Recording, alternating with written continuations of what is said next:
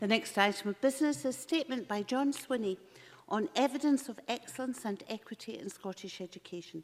Cabinet Secretary will take questions at the end of his statement, so there should be no interventions or interruptions. And I call John Swinney. For 10 minutes, please, Cabinet Secretary. Officer, I welcome this opportunity to set out the evidence of excellence and equity in Scottish education. Education is the highest priority of this government simply because education can help Scotland's children and young people reach their full potential. That goal is governed by the twin aims of equity and excellence. Equity, closing the attainment gap so that all can achieve their maximum potential, and excellence, raising the standard across our education system. I have always been clear that we need to work together to ensure the best outcomes for our young people. That was the approach taken when creating, developing and implementing curriculum for excellence, a change all parties here supported and that has attracted international endorsement.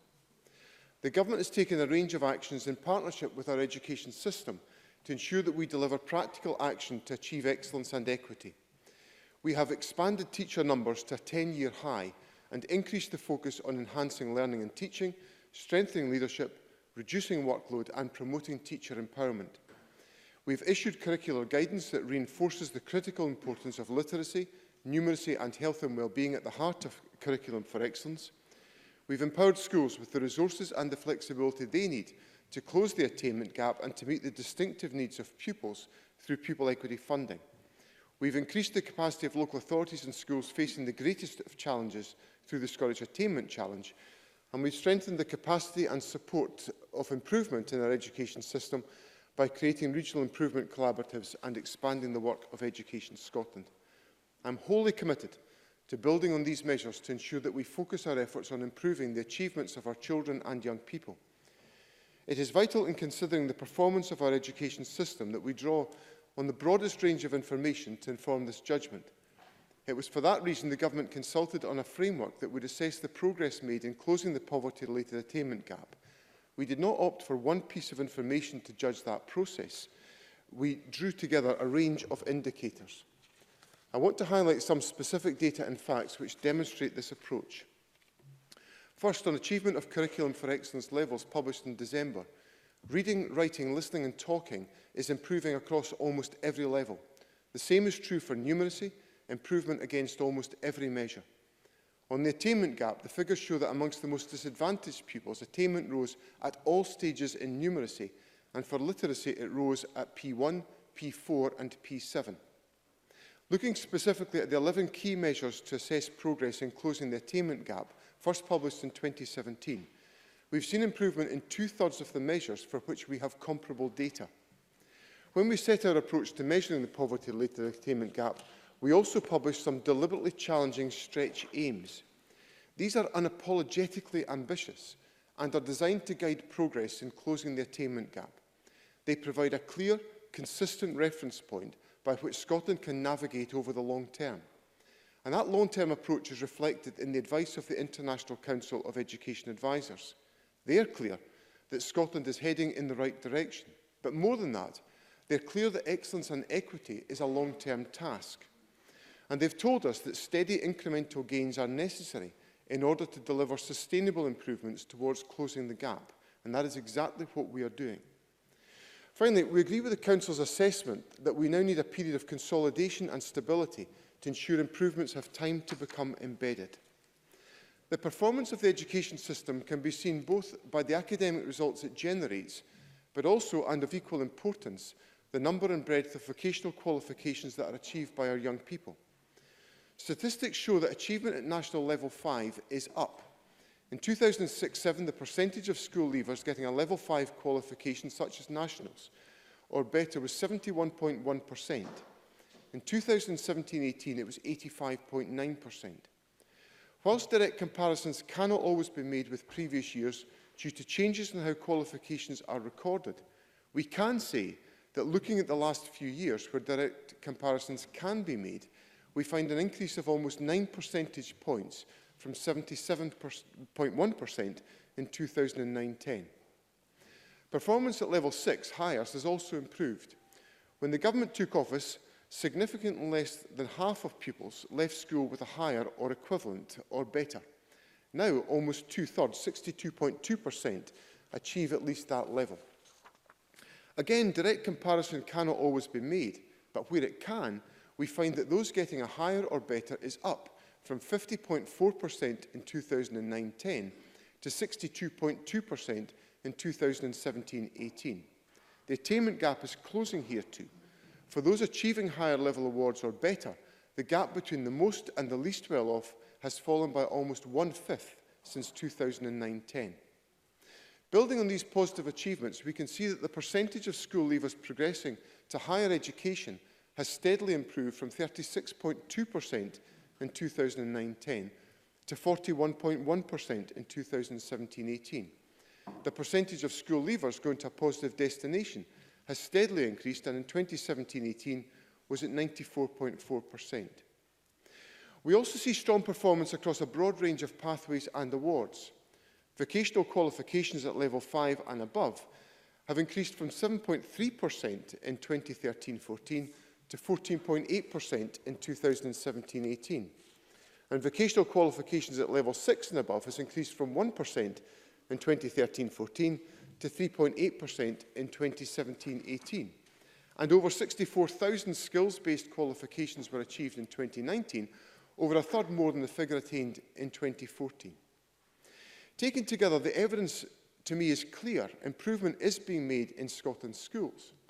But I want to be clear with Parliament that I highlight these figures not to claim that everything is wonderful in education and nothing needs to change. That is not my message. My message is that we have made a series of reforms to education designed to improve performance. Reforms that international experts tell us are correct. Reforms that are designed to achieve long-term sustained improvement in education. Reforms that the evidence tells us are starting to work. So we will continue to focus on and invest in where improvements are needed. Let me turn now to the issue raised by Jackson Carlaw at First Minister's questions last week, which prompted this statement. Mr Carlaw highlighted subjects' higher pass rates, painting a picture of unremitting negativity. But when we look at the big subjects, those taken by the most pupils, the majority of the top 10 have seen pass rates increase since 2015. Maths, chemistry, modern studies, physics, biology and geography, major subjects, are all up. It is not the case that some subjects matter more than others, but it is entirely right that we should look at the whole picture and acknowledge the successes. And we should acknowledge volatility in pass rates. Last year saw an increase in the pass rate at National 5 and a fall in the pass rate at Higher. We cannot expect there to be a continual increase in pass rates. As Parliament knows and would expect, we always examine any issues as part of our review of performance in the education system. And as I said in the Chamber on the 15th of January, I will publish analysis on the 2019 exam diet in due course. As a result of Curriculum for Excellence, young people have more choices and options than they have ever had before. We should not judge some subjects, or indeed some traditional subjects, as described by some, as more valuable than others. Scotland's curriculum places learners at the heart of education, and we want each young person to choose the right blend of courses, achievements and awards to give them the best possible chance of success in life and in work. So, Presiding Officer, we can say with confidence that our education system is delivering a record proportion of young people from all backgrounds achieving positive destinations, more young people from disadvantaged communities going to university, and an expansion of choices leading to more options than ever before to meet young people's aspirations. It is, however, essential that we are always open to considering how further improvement might be delivered. Alongside regular monitoring, a full review of the curriculum voted for by Parliament will seek to identify any areas for potential development to ensure that the curriculum as a whole effectively strengthens the education of Scottish young people. The review will look into the intentions of the policy, analyse the extent to which it has been realised in schools across Scotland, and provide recommendations on ways forward. I have invited all parties to provide their input to the remit of the review, and I will consult with local authorities and others in education before I finalise that remit. There will always be further improvements that can be made, and we will strive to make them. But the evidence is clear. Children and young people in Scotland are achieving strongly through the different educational pathways they can choose. We have embarked on a reform of Scottish education that is working, that is closing the attainment gap, raising standards and is sustainable for the long term. Now is the time to stay the course, to have trust in the evidence, in our teachers, our schools and our young people. And if we do that, we can help create a bright future for all of our young people. The Cabinet Secretary will now take questions on the issues raised in the statement, and I will allow around 20 minutes for that. Would members who wish to ask a question please press the request to speak buttons, and I call on Liz Smith. Thank you, and can I apologise, Deputy Presiding Officer, and to the Cabinet Secretary for the noises off while the Cabinet Secretary was delivering his statement. Can I also thank him for prior sight of his statement, and also for the letter that he issued to the Education Committee yesterday, in which he set out the Scottish Government's initial response to the Conservative Party debate on the 15th of January, following the opposition party's call for a review of BGE as well as the senior phase. And my response to that letter will be with the Cabinet Secretary this afternoon. In the meantime, could I ask the Cabinet Secretary three things about his statement today? Firstly, could I ask what timescale he envisages for the publication of the analysis of the 2019 exam diet, given that that information must surely exist already? Secondly, what action will he be taking to measure the effectiveness of the PEF funding, which is obviously so critical to raising attainment? And thirdly, the Cabinet Secretary knows only too well that a wide range of education experts have been concerned that the Curriculum for Excellence has lacked a baseline measure from which it would have been possible to more accurately assess progress in literacy and numeracy over the implementation period, and that there's ongoing concern about whether we have the best data set for Scottish education. So can I ask the Cabinet Secretary for his response to this? John Swinney. Presiding Officer, I look forward to receiving the input from Liz Smith to the review on the remit for the review, and I hope she understands that if we're going to do this properly, it has to have adequate time to be undertaken, and the timescale that I've set out to the Education Committee and to opposition party spokespeople is the timescale that the OECD have indicated to us in our dialogue is appropriate, that is necessary to be undertaken. In relation to the 2019 diet, I will publish the response in due course. We have, of course, seen the publication already of the subject analysis by the SQA, and individual subject reports have been published and are available publicly already. And the report that summarises the analysis of the diet will be published as soon as it is available to be published. In relation to the effectiveness of PEF, essentially, I decided not to take an approach which essentially would burden the education system with an almost transaction-by-transaction analysis and audit of the utilisation of PEF funds. What I said was that I would trust the education profession, which I think we should do, to make the right judgments about how the resources of £120 million should be used school by school to close the attainment gap. And we would see in the data set that we have put together after consultation, wide consultation, on the framework to monitor the progress that is made. So PEF will be a contributory factor to that.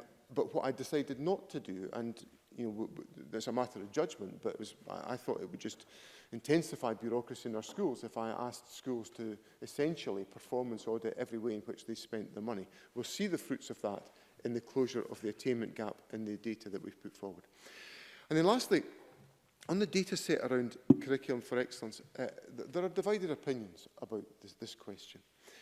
And the view I take is the one that I formed in the aftermath of looking at the decline in performance in the Scottish Survey of Literacy and Numeracy. That's a survey. That survey, when it indicates a decline in performance, it does not tell us where that decline is presenting itself around the country. We can get a generic picture, but we can't identify where are our issues in the education system. So what we've put in place through the achievement of Curriculum for Excellence levels is a much broader data set which measures the performance of young people according to the judgments of teachers at P1, P4, P7 and S3, and it enables us to look at a much bigger data set to see where are the challenges and where are the issues. So I can now look at data school by school and say, well, there are issues to be addressed in these schools or these local authorities which the SSLN could never have given us, didn't give us. So I appreciate there's divided opinions about that, but I do assure Liz Smith that I am intensely interested in the data and the performance to make sure that where it matters, where we need to apply intervention and support, we have the data to enable us to do that. Can I remind the Cabinet Secretary that's answering questions, not giving speeches, please? Ian Gray. Thank you, Presiding Officer, and thanks to the Cabinet Secretary for early sight of his statement. Although it didn't really contain anything new, the carefully selected and well-rehearsed set of numbers he presents are designed really not to elucidate what's happening in our schools, but to obfuscate it. The basic facts are straightforward. Higher pass rates are down every year for the past 4 years. That's a trend, it's not volatility. The attainment gap in literacy and numeracy is barely moved. It increases through the school years, and there is no prospect whatsoever of the government meeting its targets on closing the gap. And as for empowering schools with resources, well, teacher numbers remain 2,500 fewer than in 2007, and last week's local government benchmarking framework shows that we are spending less per pupil than we were in 2010, £288 less in primary and £129 less in secondary. And if the Cabinet Secretary can't see that he has a problem, the public can. Satisfaction with local schools from that same framework has plummeted by 10% in the past 5 years. We do trust teachers and schools, but until the Cabinet Secretary accepts the evidence, why should we trust him? Please? Well, there's certainly nothing new in that either. What Mr Gray says that the information I put on the record is not designed to provide elucidation. I think it's designed to set out that there is very real progress being made in Scottish education, and I deeply regret the fact that there is virtually nothing that Mr Gray finds it able and possible in his contribution to welcome and to support. Now, we are seeing the improvement in the performance in all the indicators that I gave. Reading, writing, listening and talking is improving across almost every level. On the attainment gap, the figures show that the most disadvantaged pupils' attainment rose at all stages in numeracy, and it rose in literacy at P1, P4 and P7. Why can't Mr Gray give that a welcome and say we're making the early stages of progress, but it doesn't fit his narrative, which is to run down Scottish education. Now, he talked about resources. Now, we've seen an increase year on year in resources for the last 3 years, if my memory serves me right, on resources being spent on education at local level. And Mr Gray says it's less than it was 10 years ago. Has Mr Gray not aware of a thing called austerity? And his party just fought the election demanding increases in public expenditure because of the dreadful austerity provided by the Conservatives and the Liberal Democrats. And the main obstacle to this Parliament having the ability to take decisions over the whole financial arrangements in front of us is Mr Gray, because he personally blocked it all in the Smith Commission. So if Mr Gray is going to come here and moan about Scottish education, I ask him to take reference to the facts that I've put on the record and also acknowledge the fact that we've wrestled with an incredibly difficult financial climate, which on another platform Mr Gray would condemn as well. We'll now move to the open questions. We're very short of time, but we'll try and get through them. Number 1, Claire Adamson, please, followed by Ross Greer. Thank you, Presiding Officer. The International Council of Education Advisers has been clear that Scotland is heading in the right direction, but that excellence and equity should be seen as a long-term task. In light of these comments, and in recognition of the evidence that the poverty-related attainment gap is narrowing, can the Deputy First Minister reaffirm the Scottish Government's commitment to achieving these long-term objectives? John Swinney. I'm very happy to do so, Presiding Officer. The International Council have given us very valuable advice about the need for us to make incremental progress to strengthen the performance of Scottish education. I think the data is telling us that that is what is happening. It's in the early days. As I've rehearsed with Parliament before, educational change takes time. Any of us familiar with education know that. But what the Government is determined to do is to stay that course. We've taken a number of steps to improve performance. I think we're beginning to see the fruits of those, and we remain open to taking other measures that will demonstrate that we can close that gap and improve the opportunities for young people. Ross Greer, followed by Beatrice Wishart. Thank you. The Cabinet Secretary is right to say that we need to look at the higher pass rates as a whole, but we also need to look at trends within individual subjects. And whilst a definition of volatility would match subjects like maths or chemistry, it wouldn't match the likes of higher English, which has seen a consistently declining pass rate. So can I ask if the Cabinet Secretary accepts that the forthcoming review should look not just at hires as a whole, but trends within individual subjects, and at how the National 4, National 5 and higher articulates between these, because there seems to be a particular issue in some subjects where National 4 and National 5 are not adequately preparing young people for the subsequent level of qualification. John Swinney. There's, on the fundamental point that Mr Greer raises around, for example, higher English, some of the foundations of that will be in the assumption of capacity and literacy, which will take place over a large number of years. So we have to make sure there is the ability for young people to be able to acquire those skills over a long period in their education. When he talks about the qualifications, I think he raises some specific issues about the articulation between individual qualifications. In the original envisaging of the qualifications, it was never conceived that National 4 would be a progression to National 5. That's a relationship that existed from the previous standard grade arrangements, but that was never the design approach that was taken. So I think there are issues about certainly articulating from National 4 to National 5, which need to be reflected upon. I am anxious in the senior phase review not to have an extensive debate about qualifications. What I'm more interested in is looking at the way in which CFE is being delivered to support the objectives of Curriculum for Excellence, but not necessarily to have that defined by the approach to qualifications. It's more of a curricular assessment than a qualifications assessment that we're undertaking. But of course, I have written to Mr Greer and I'll reflect carefully on the contribution he makes to the review. Beatrice Wishart, followed by Oliver Mundell. Thank you, Deputy Presiding Officer, and I too thank the Cabinet Secretary for sight of his statement. And I think we all agree we want to create a bright future for all our young people. If the Cabinet Secretary is claiming to reduce teachers' workloads, but an OECD report last year confirmed that Scotland's teachers work some of the longest hours in the world. When teachers are spending so much of the time in front of their class and they don't have time for marking, lesson prep or the personal development that helps them to continue improving as teachers, teachers want to be their best, but this doesn't help. If the Cabinet Secretary is sincere about trusting the evidence from teachers themselves, how will this be shown in the review? John Swinney. There are two substantive propositions in Beatrice Wishart's question, both of which are correct. One of them is that Scottish teachers spend amongst the highest contact hours with pupils. The other is that there are determined measures to reduce workload, what I would consider to be unnecessary workload. And there is a fundamental, and I stress the word unnecessary, because we'll never get to a moment where teaching is not a demanding and hard-working career.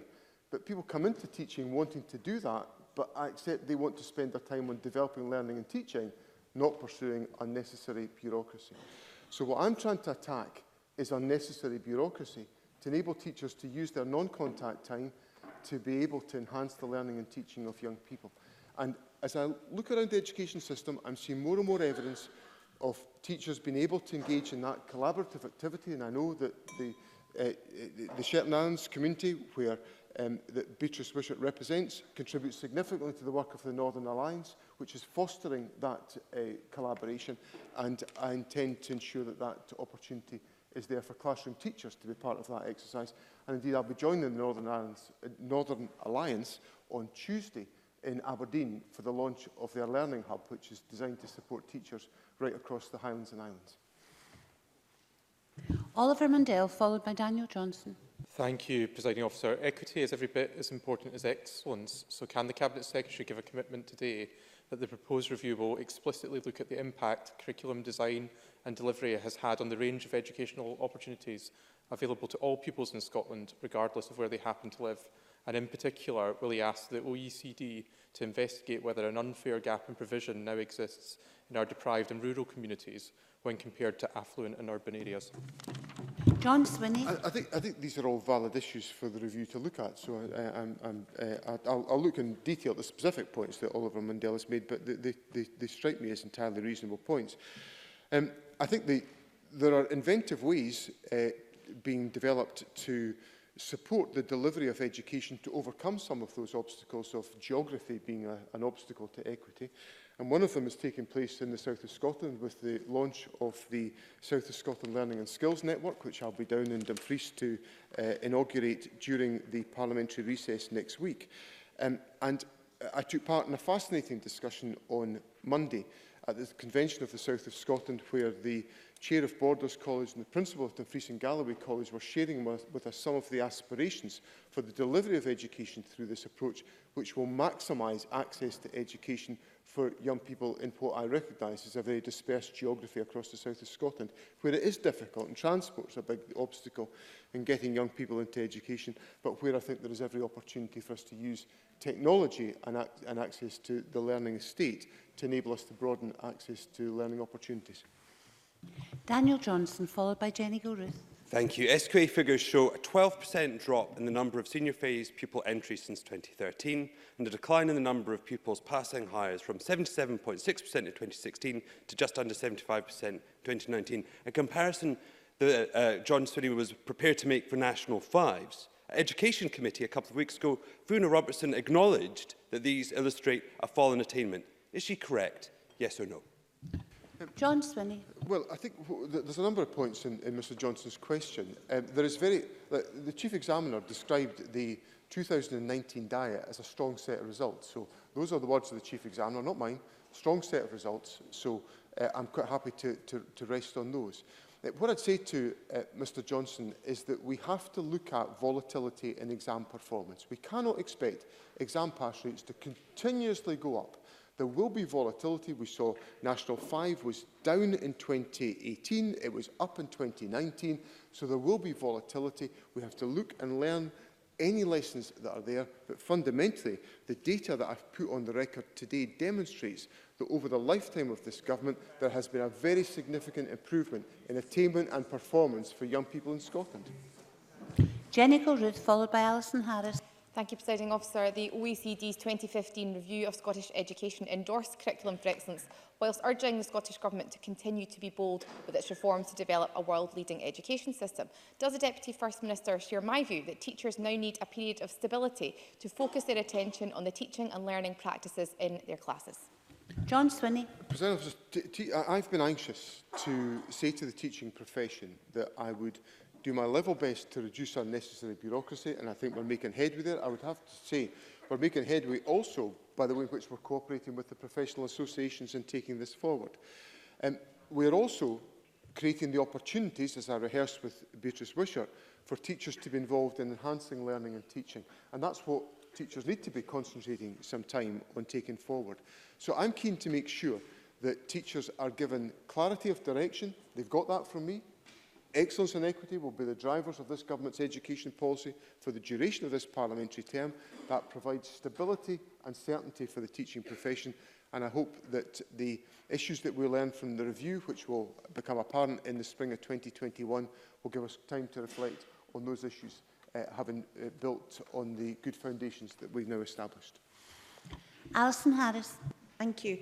On the availability of evidence of excellence and equity, may I ask the Cabinet Secretary what consideration he is giving to following the advice of numerous educational experts and introducing a new form of the Scottish Survey of Literacy and Numeracy, as well as taking Scotland back into international studies such as Timms and Pearls? John Swinney. I dealt with some of these issues in my answer to Liz Smith, because I think there is a fundamental disagreement, and there's in almost all questions in education never any unity about all the question or unanimity, but there is possibly on pursuing excellence and equity as our objectives. But some experts say we should be doing what Alison Harris says, other experts say we should be doing exactly what I'm doing, and I'm obviously keen, as I rehearsed in my answer to Liz Smith, to have the data available to our education system that can show where our system is performing well and where it is not performing well.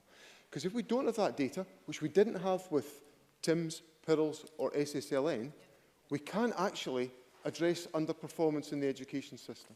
So we've got to get a combination between the data I've now commissioned, which has now acquired the status of official statistics from the Chief Statistician. So the Chief Statistician judges this material to be good, reliable data.